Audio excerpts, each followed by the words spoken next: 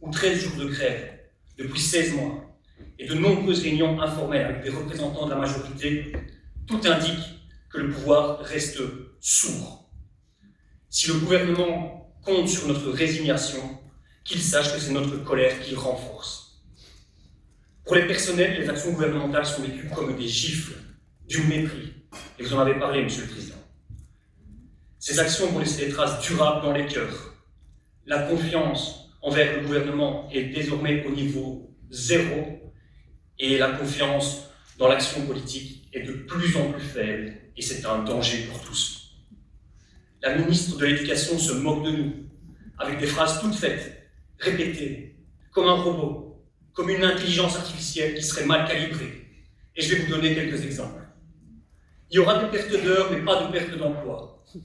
Alors que nous avons vu concrètement à cette rentrée-ci dans le qualifiant, nos collègues perdre leur emploi, on les connaît, totalement ou partiellement, et nous laisser donc en moindre effectif pour prendre soin des élèves.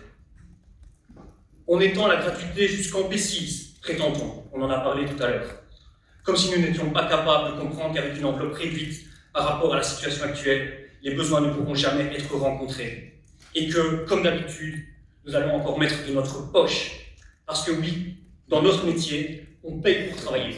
On paye notre ordi, on paye notre abonnement Internet, notre GSM, le matériel pour le bricolage, la colle, les paires de ciseaux, voire même le sandwich de cet élève dont la boîte à tartines est vide.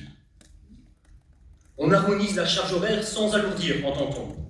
Alors qu'actuellement déjà, beaucoup d'entre nous ploient sous une charge de 20/20e dans le DS et que pour l'ensemble des niveaux, actuellement le 4/5e est la charge qui permet de vivre plus sereinement son métier quand on a un accro de santé, qu'on est maman solo, qu'on a des enfants en bas âge ou un parent âgé à s'occuper.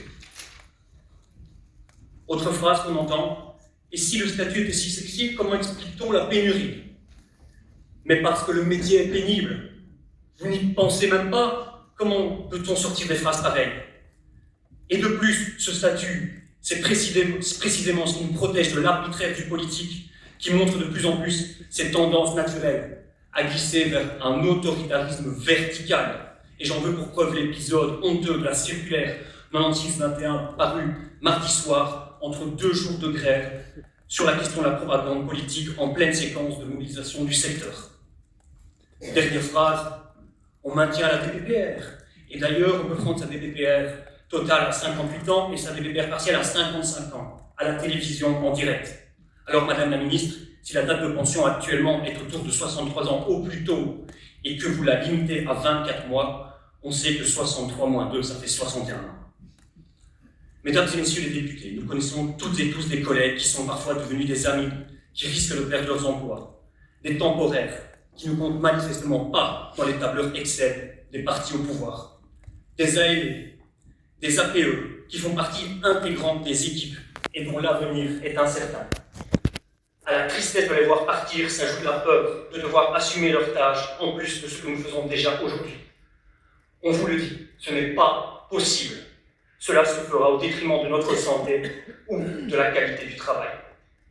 Et bien entendu, nous tremblons pour nos élèves. On n'est pas ici dans un propos corporatiste. La fin de la gratuité pour les élèves de moins de 12 ans dans les académies est vécue par les acteurs comme un drame. Certains enfants ne viendront plus, c'est évident. Le rehaussement des seuils de réussite à 60% dans les épreuves externes est une hérésie, comme s'il y avait une corrélation directe entre les efforts et les points sur un bulletin. Une mission prioritaire de l'école est de promouvoir la confiance en soi et le développement de la personne. Prenons un exemple. Avec un seuil de réussite de 60% dans chaque épreuve du CE1D, seuls 30 à 40% des élèves peuvent espérer réussir. Pas 1 sur 2. Comment grandir ensuite avec une image de soi dégradée à 13 ou 14 ans? Nos élèves de fin de primaire ne savent toujours pas ce qu'ils attendent pour le futur. Nous ne savons rien leur expliquer, ni à leurs parents. Le tronc commun auquel nous nous étions préparés est remis en question. Cela nous déboussole.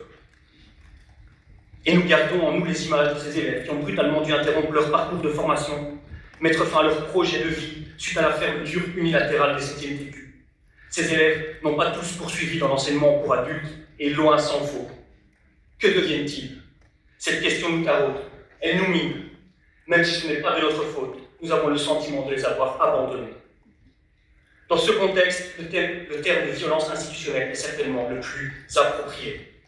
Car en plus de ce que je viens d'énoncer, et qui est déjà insupportable, on ajoute que les partis au pouvoir détruisent nos pensions, allongent la durée de nos carrières, diminuent le salaire horaire d'un nombre significatif d'entre nous, cassent le mécanisme de DPPR tel qu'il existe aujourd'hui, s'en prennent financièrement aux malades alors qu'ils sont déjà frappés par le malheur, nous infligent un saut d'index pour la plupart d'entre nous, des 13 ans d'ancienneté au barème 301 ou 2 ans d'ancienneté au barème 501. Avouez que tout ça, mis bout à bout, ça fait vraiment beaucoup. Ce n'est plus une réforme, c'est une agression.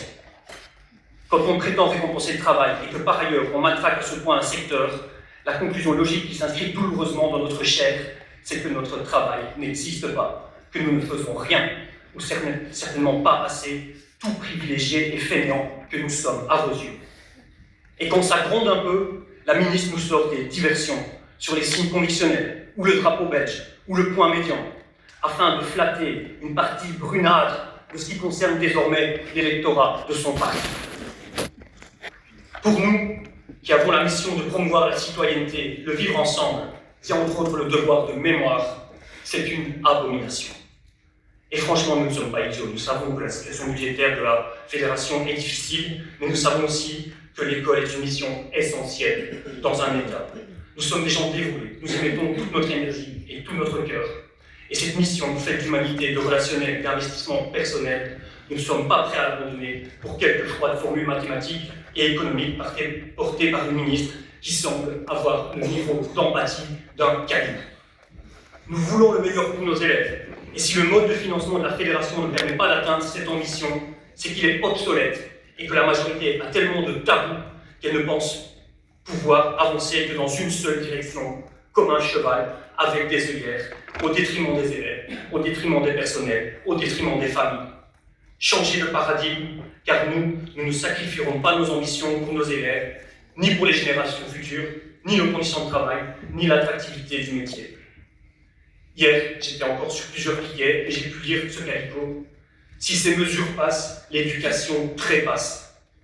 Faire trépasser l'éducation n'étant pas une option, vous savez, mesdames et messieurs les députés, ce qu'il vous reste à faire. Je vous remercie.